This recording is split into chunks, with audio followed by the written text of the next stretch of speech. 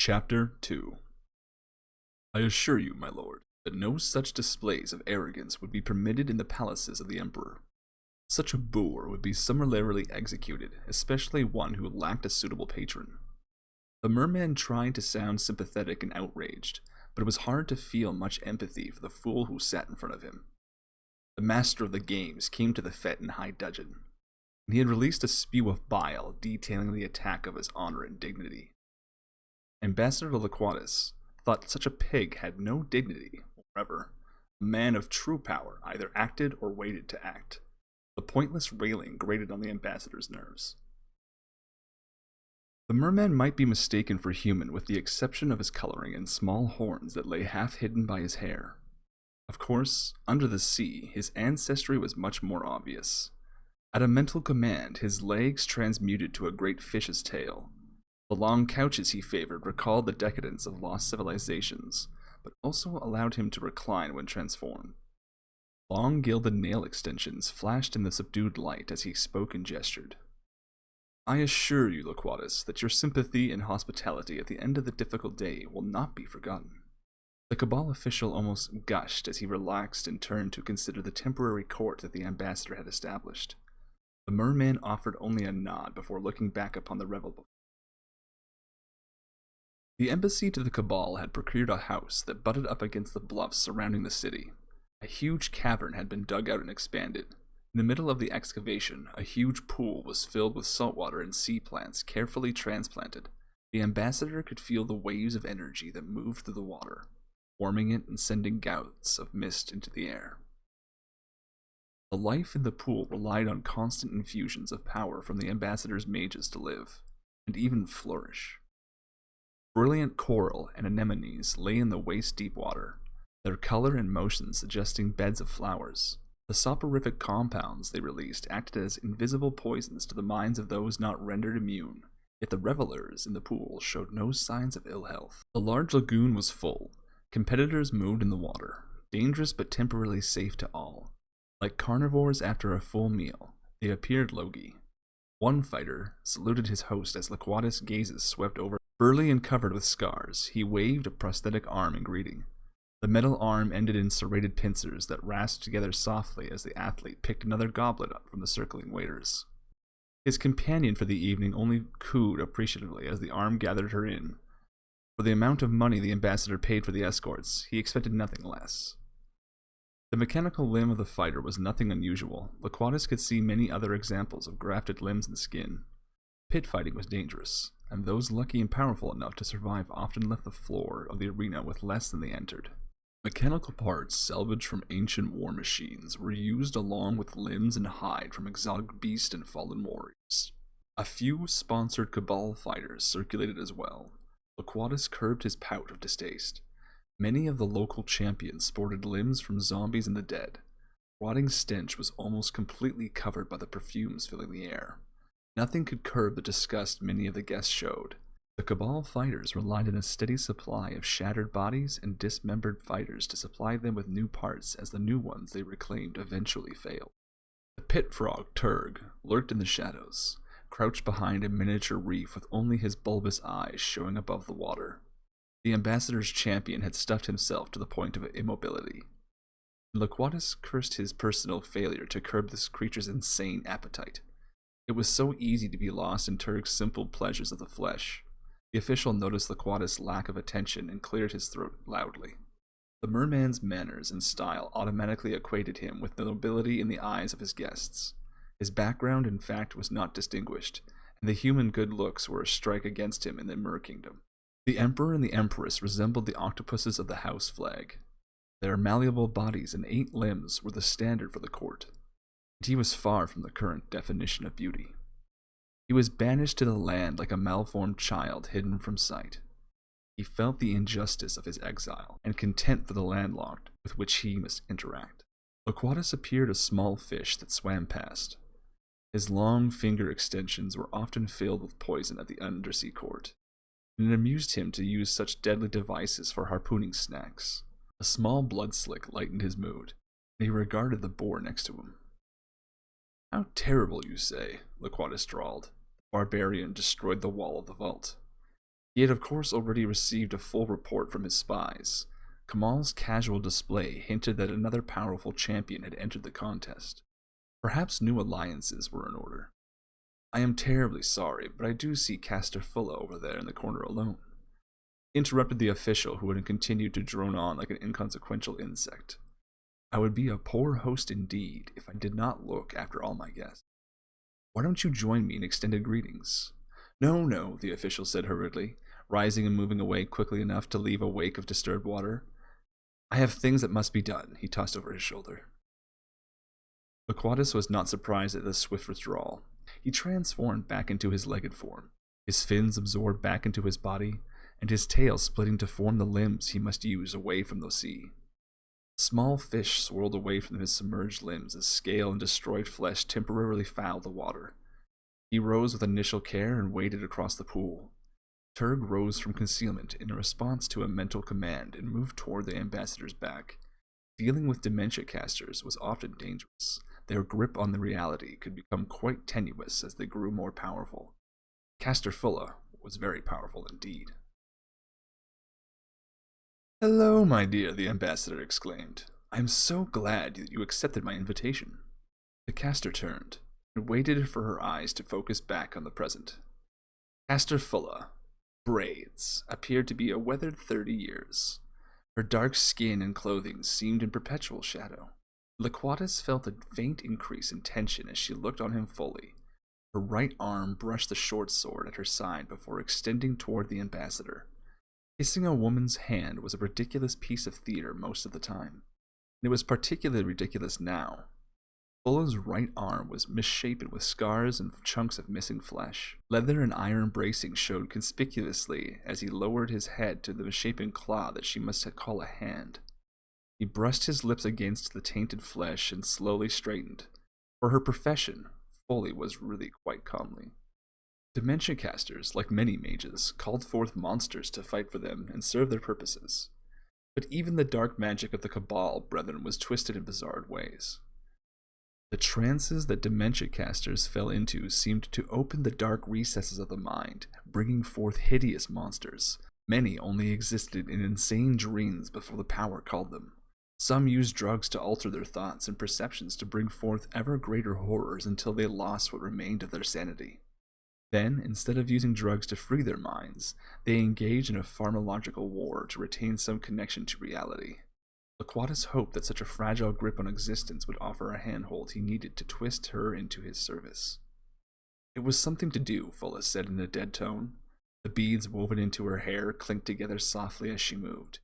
But it is only the same party. I've been here 100 times before and since. Boredom filled her voice, and her eyes were focusing back into her eternal world, to the ambassador's irritation. Surely something must interest you, Laquatus hummed. Low thrum began to pick at his ears as the merman fed instructions to the magic plants and springs feeding the grotto. Corals released bursts of drugs into the water. The ambassador felt a curious mixture of energy and languor, even though he and his personal servants regularly dosed themselves with antidotes. The party seemed to grow quiet. The guests succumbed to the chemicals in the water. I think that we should work together, the ambassador said, crowding closer. The bouts offer us a chance to realize tremendous profits if we could just cooperate.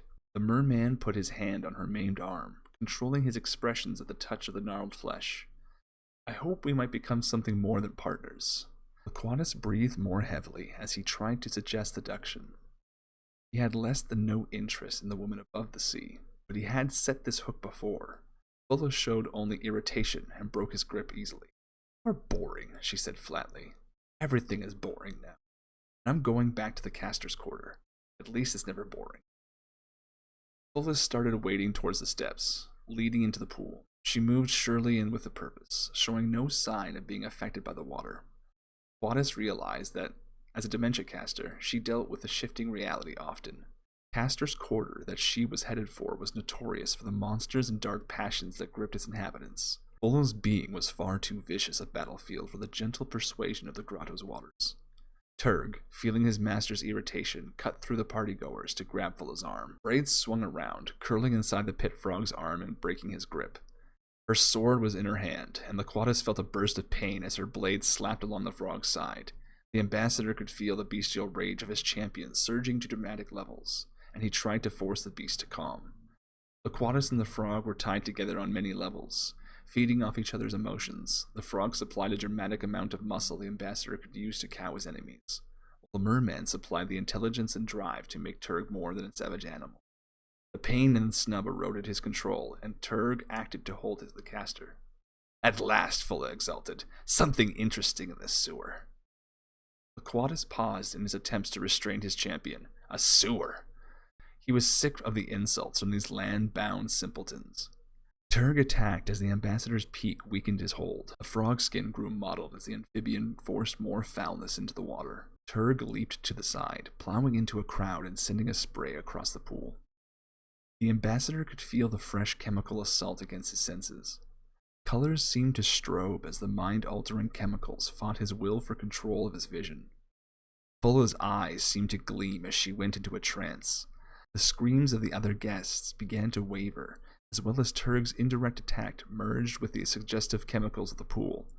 Laquatus could see an escort flailing at hallucinations. "Close the door," he screamed to the servants at the gate. The guards slammed the decorative doors shut as one pit fighter ran for the exit. A huge minotaur.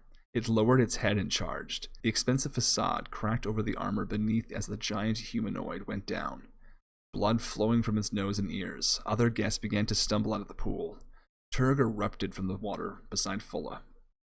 His skin was silvery, and he was almost impossible to see. Like the octopus and the cuttlefish of the ocean, the frog could blend against many backgrounds. Fulla was a veteran of the pits, and her skewed mind edited out the madness surrounding her. The frog's attack met a summoned creature that threw the combatants apart as if a bomb had exploded. The eel that wrapped itself around the frog showed bones and frayed flesh. Turg spun and threw it off, but its weeping skin seemed to glue the creature to the frog.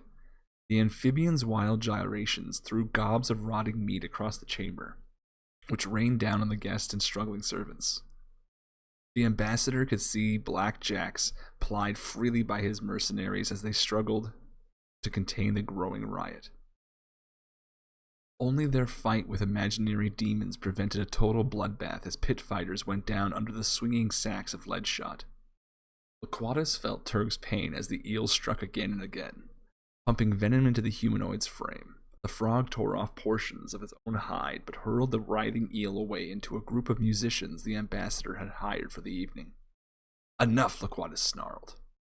A bolt of energy erupted from his hands, and a ribbon of power connected the merman to the eel. Flesh boiled under the attack, and the popping of exploding bones could be heard over the cacophony of screams and curses, filling the chamber. The hired servants trembled, and their bones cracked as the overflow of energy created a circle of death. Laquatus ignored them as he destroyed the last of the eel. Their cooked bodies fell beneath the waters as the ambassador cut off the stream of power. Fulla gaily laughed as from the side of the grotto, her knees drawn up like a little girl's. "A wonderful party," she yelled as she towed a drifting corpse away. "You must invite me again." Laquatus heard his teeth grinding as he restrained himself and the amphibian warrior who crept behind her, his fist raised high. "I will send over a supply of the oysters you so enjoyed," Laquatus said, his eyes locked with the confused merchants. "I am sure a regular shipment can be arranged within a month," the eyes slowly clearing. And the man looked down at himself. He was dressed in waves of sea silk, the draped cloth more appropriate of a young maiden than a stocky man of 50. "Thank you for the loan," he mumbled. "Can't believe that I fell in the punch bowl and ruined my clothes. I promised to pay for any damage." His eyes were clearing. He looked at the outside of the embassy gate. The ambassador could see him trying to remember what exactly he had done. The merman sent another tendril of deceit into the man's mind, reinforcing images of drunken debauchery. "Keep the cloth as my gift. I only regret that I ran out of clothes for the other guests." Laquatus forced out an indulgent chuckle. "A party without a little damage is hardly worth going to. I'm sure everything will be ship-shape by morning." His jaw clenched as he shook the man's hand and sent him out on the way with an escort. His mind drifted back to the grotto.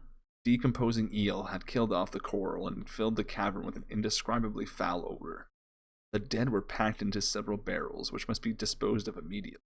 Worse, the entire cavern must be rebuilt into a completely new environment. Laquatus was sure the false memories he implanted in the survivors would withstand most reminders of the violent episode. But it made no sense to tempt fate. The expense would be tremendous, but he could afford no flashbacks by guests at a future affair. His face grew forbidding as the last guest left his sight. He started back to the cavern, but near the entrance he drifted off to the side. The pulse of energy he directed at the tapestry activated the quiescent spell, and he drifted through the wall. He could feel the defensive spells slamming back into place as he stepped into the small room. Laquatus was alone with his thoughts. His ties to Turg cut. The amphibian was sleeping off the exertions of the fight and the pain Laquatus had inflicted on him, to prevent the amphibian from killing the dementia caster. Fulla had proved entirely resistant to the merman's attempt to change her memories. Only the full attention of the Cabal, should such a powerful figure die, had prevented Laquatus from ordering a full-scale attack to kill her. She was completely insane, and she showed no agitation and seemed in good spirits when she left. However, she was a chink in Laquatus' armor of deceit, and must be dealt with in her near future. Perhaps the pits would prove particularly dangerous in the next few weeks. The room was crudely minded and showed none of the fine workmanship that formed the rest of the embassy. Its construction had been long and laborious, as Laquatus procured a stream of disposable workmen. He was forced to install the winch and thick trapdoor in the center of the room himself, with only Turg providing the muscle to ship the equipment. The merman cranked the heavy cover up, the rust falling like red snow. The remnants of some long destroyed fortress gate. Its metal shielded the swirling pool of the energy beneath. Without a double system of safeguards, magic users throughout the city might sense the power of the portal. It was vital that he keep his true strength hidden as long as possible. Laquatus removed his ambassadorial robes, glad to strip himself of the rags that landsmen expected him to wear. He dived into the shock of hitting the icy water surprised him as always, but his entire frame shivered for a few seconds before he could take the shock of his new surroundings. The darkness of the environment glistened with the bioluminescence of various creatures.